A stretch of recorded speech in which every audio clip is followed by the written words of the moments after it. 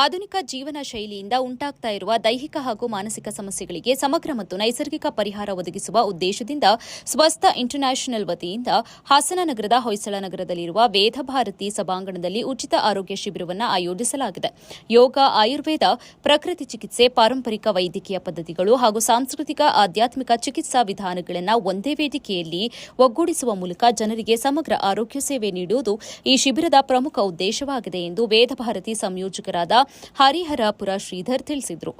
ಪತ್ರಿಕಾಗೋಷ್ಠಿಯಲ್ಲಿ ಗುರುವಾರ ಮಾತನಾಡಿದ ಅವರು, ಸಾರ್ವಜನಿಕರ ಆರೋಗ್ಯ ಜಾಗೃತಿ ಹೆಚ್ಚಿಸುವ ಉದ್ದೇಶದಿಂದ ಶಿಬಿರವನ್ನು ಆಯೋಜಿಸಲಾಗಿದೆ. 2 ದಿನಗಳ ಶಿಬಿರದಲ್ಲಿ ಉಚಿತ ಆರೋಗ್ಯ ತಪಾಸಣೆ, ಆಪ್ತ ಸಮಾಲೋಚನೆ ಹಾಗೂ ವಿವಿಧ ನೈಸರ್ಗಿಕ ಚಿಕಿತ್ಸಾ ಸೇವೆಗಳು ಲಭ್ಯವಿದ್ದು ಜನರು ಇದರ ಸದುಪಯೋಗ ಪಡೆದುಕೊಳ್ಳಬೇಕು ಎಂದು ಮನವಿ ಮಾಡಿದರು.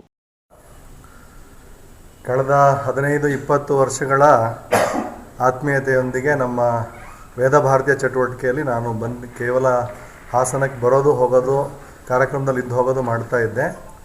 ಬೆಂಗಳೂರಿನಲ್ಲಿ ನಮ್ಮ ಸಂಸ್ಥೆ ಯೋಗ, ಪ್ರಕೃತಿ ಚಿಕಿತ್ಸೆ, ಆಯುರ್ವೇದ ಚಿಕಿತ್ಸೆ ಮತ್ತು ಆಧುನಿಕ ಪದ್ಧತಿಯಲ್ಲಿ ಸಂಶೋಧನೆ ಮಾಡುವ ಕ್ರಮವನ್ನು ಅಳವಡಿಸ್ಕೊಂಡಿರೋದ್ರಿಂದ ಅದನ್ನು ಹಾಸನಕ್ಕೂ ಕೂಡ ನೀವು ಯಾಕೆ ಪರಿಚಯ ಮಾಡಬಾರ್ದು ಅಂತ ಶ್ರೀಧರ್ಜಿಯವರು ಕೇಳ್ತಾ ಇದ್ದರು. ಕಳೆದ ಜನವರಿಯಲ್ಲಿ ಮತ್ತು ಫೆಬ್ರವರಿಯಲ್ಲಿ ಚಿಕ್ಕ ಮಟ್ಟದ ಒಂದು ಕಾರ್ಯಕ್ರಮವನ್ನು ಅವ್ರ ಮನೆಯಲ್ಲಿ ಒಂದು 100 ಸದಸ್ಯರಿಗೆ ಮಾಡಿದ್ದಾಯಿತು. ಈಗ ಈ ಸಲ ಮಾಡುವಾಗ ಸಾಧ್ಯವಾದಷ್ಟು ಹಾಸನದ ಸಾರ್ವಜನಿಕರಿಗೆ ವಿಷಯ ತಲುಪಲಿ, ಕೇವಲ ಪರಿಚಯ ಇರೋ 10 ಜನರಿಗೆ ಮಾತ್ರ ಅಲ್ಲ, ಸಾರ್ವಜನಿಕರಿಗೂ ಕೂಡ ಈ ವಿಷಯ ಮುಟ್ಲಿ ಅನ್ನೋ ಉದ್ದೇಶ ಇಟ್ಕೊಂಡು ಇವತ್ತು ಹಾಸನದ ಪತ್ರಕರ್ತರ ಸನ್ಮಿತ್ರರ ಮುಂದೆ ನಾನು ಬಂದು ಕೂತ್ಕೊಂಡಿದ್ದೀನಿ. ಕಳೆದ 30 ವರ್ಷಗಳ ಸಾಧನೆಯಲ್ಲಿ ನಾನು ಕಂಡ ಹಾಗೆ ರೋಗ ಅಂತ ಬಂದಾಗ ಕಾಯಿಲೆ ಹೆಸರು ಮತ್ತು ರಕ್ತ ಪರೀಕ್ಷೆ ನೋಡಿಬಿಟ್ಟು ಔಷಧಿಯನ್ನು ಕೊಡೋದ್ರ ಬದಲು ಪ್ರತಿಯೊಬ್ಬರ ಜೊತೆಯಲ್ಲೂ ಕುಳಿತು ಮಾತನಾಡಿದಾಗ ಅವರ ಸಮಸ್ಯೆ ಏನು ಅಂತ ಅರ್ಥ ಮಾಡಿಕೊಂಡು ಆಮೇಲೆ ಚಿಕಿತ್ಸೆ ಮಾಡೋದು ತುಂಬ ಒಳ್ಳೆಯದು ಅನ್ನೋ ಒಂದು ಕ್ರಮವನ್ನು ಸಮಗ್ರ ಚಿಕಿತ್ಸೆ ಅಂತ ಹೇಳ್ಬಿಟ್ಟು ಮಾಡ್ತಾ ಇದ್ದೇವೆ. ವೈಯಕ್ತಿಕವಾಗಿ ನಾನು ಯೋಗ ಗುರೂಜಿ ಅಂತ ಗುರುತಿಸ್ಕೊಂಡಿರೋದ್ರಿಂದ ಎಲ್ಲರೂ ಯೋಗ ಅಂದರೆ ಕೇವಲ ಆಸನ ಹೇಳ್ಕೊಡೋದು ಅಷ್ಟೇ ಅಂತ ನೋಡ್ತಾರೆ. ಆದರೆ ನಾನು ಪ್ರಕೃತಿ ಚಿಕಿತ್ಸೆಯಲ್ಲಿ SDM ಮೂಲಕ 20 ವರ್ಷಗಳ ಹಿಂದೆಯೇ ವೈದ್ಯಕೀಯ ಮುಗಿಸಿದ್ದೀನಿ. ಜೊತೆಗೆ ಯೋಗ ಮತ್ತು ಆಯುರ್ವೇದದಲ್ಲಿ PhDಯನ್ನು ಕೂಡ ಮಾಡಿದ್ದೀನಿ.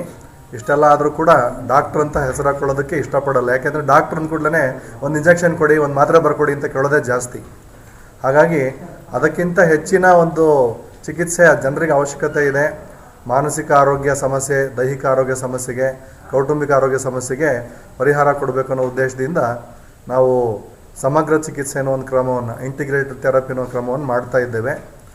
ಇದರ ಪ್ರಯೋಜನ ಬೆಂಗಳೂರಿನಲ್ಲಿ ಅನೇಕ ವರ್ಷಗಳಿಂದ ಅನೇಕ ಭಾಗಗಳಲ್ಲಿ ಲಕ್ಷ ಜನರಿಗೆ ಉಪಯೋಗ ಆಗಿದೆ.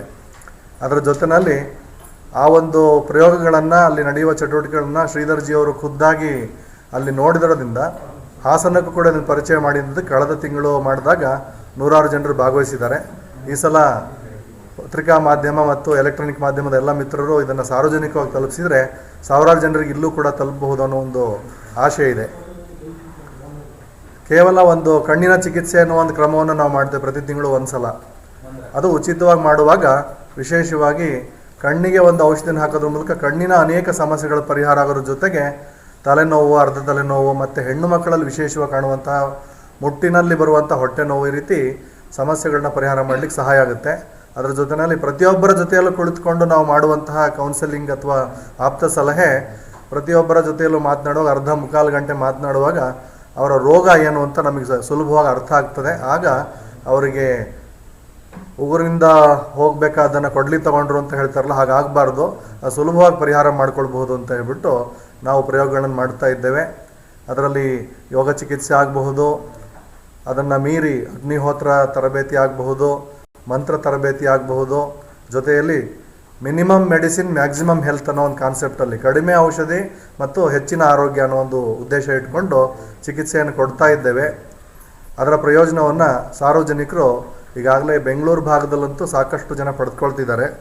ಈ ಆನ್ಲೈನ್ ಲೈಫ್ ಅಂತ ಆರಂಭ ಆದಮೇಲೆ 20 ದೇಶದ ಜನರಿಗೆ ಈ ಒಂದು ಚಟುವಟಿಕೆ ಆನ್ಲೈನ್ ಮೂಲಕ ನಡೀತಾ ಇದೆ. ಹಾಗಾಗಿ ಎಲ್ಲರೂ ಕೂಡ ಬಳಸ್ಕೊಳ್ತಾ ಇದ್ದಾರೆ.